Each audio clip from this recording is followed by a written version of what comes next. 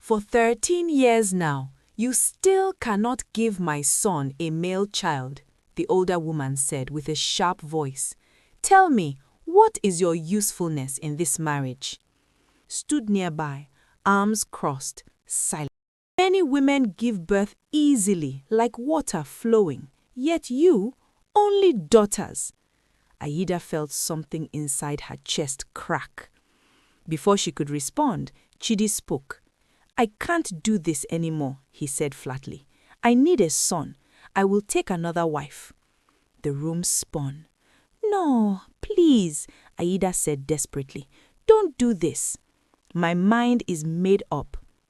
Later that evening, her 9-year-old daughter stood at the doorway and looked at her mother. Mommy, why are you crying? Aida wiped her face quickly and forced a smile. Oh, sweetie, it's nothing. Mommy is okay. The little girl hugged her tightly. It's okay, Mommy. I love you. Aida held her daughter close. I love you too, my dear. That afternoon, Aida was folding her daughter's clothes when her phone buzzed. A WhatsApp notification. An unknown number. She opened the message. It was a video. At first, she didn't understand what she was seeing. Then her heart stopped. Her husband, Chidi, standing beneath white and gold wedding decorations. He wore traditional attire and was smiling widely.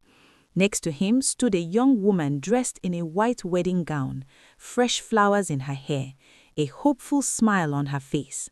Below the video was a short caption, Your husband's second wife, congratulations.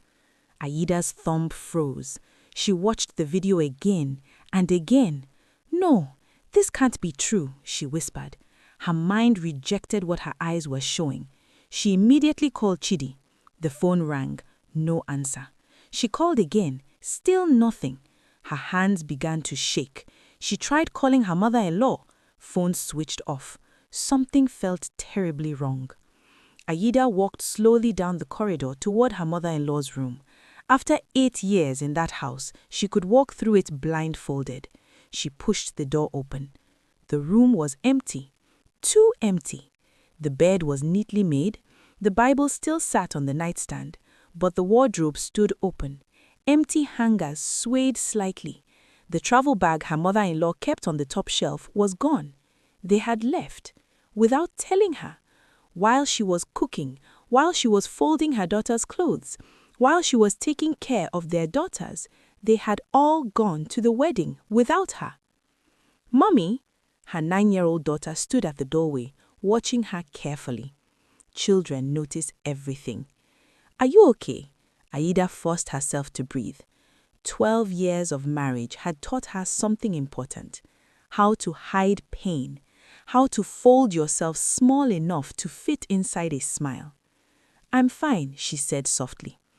That evening, she cooked dinner. She helped with homework. She bathed the youngest daughter, Kimi, who splashed water everywhere and laughed loudly. Kimi demanded 3 bedtime stories. Aida read all 3. Later that night, she stood quietly in the doorway watching her daughters sleep. Ada and Chisom lay close together. Kimi curled up beside them like a comma. Aida stood there for a long time. Then she walked to the living room and sat on the floor. The house was silent. Not peaceful silence, the heavy kind. She looked at the photo of their wedding hanging on the wall. Chidi had kissed her that morning before leaving. He said, I love you. She had smiled. Now he was marrying someone else. 2 hours away, she didn't cry. Not yet, because deep inside, a quiet voice whispered something she had always feared. Maybe she had always known this day might come. Years earlier, when Aida first met Chidi, everything was different.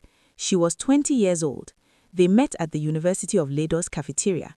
He had intentionally taken her seat just so he could talk to her. Excuse me, she said, standing over him with her tray. You're sitting in my seat. He looked up and smiled. Then sit with me instead. She shouldn't have, but she did. They dated for 3 years. Chidi was attentive, charming, ambitious. He wrote her letters, real letters. He remembered everything about her. her favorite tea, her childhood dog's name, her mother's favorite color. When they married, they looked like two people glowing from happiness. The first year was perfect. The second year, Aida started a small boutique business.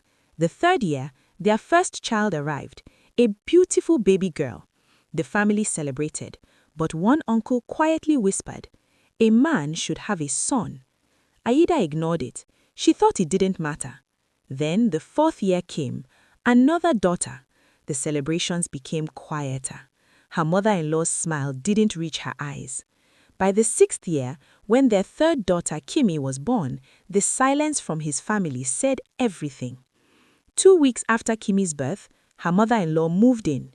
To help with the children, she said. Aida welcomed her warmly. She didn't know then that the woman had come for another reason. For the next 8 years, Aida's life became a routine of endless responsibility. She woke up at 5 a.m., cooked breakfast, prepared the girls for school, ran her boutique from morning until evening, came home to cook again, helped with homework, took care of her mother-in-law's medication, paid for diabetes medicine, paid for blood pressure treatment, paid for everything. Her boutique business grew rapidly. She had a natural talent for fashion and understanding what women wanted. Soon, she opened a second store.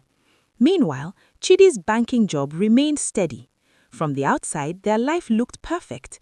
But inside the house, something darker was growing. Her mother-in-law constantly made small, poisonous remarks. If only Chidi had his son. My brother's wife just gave birth to twin boys.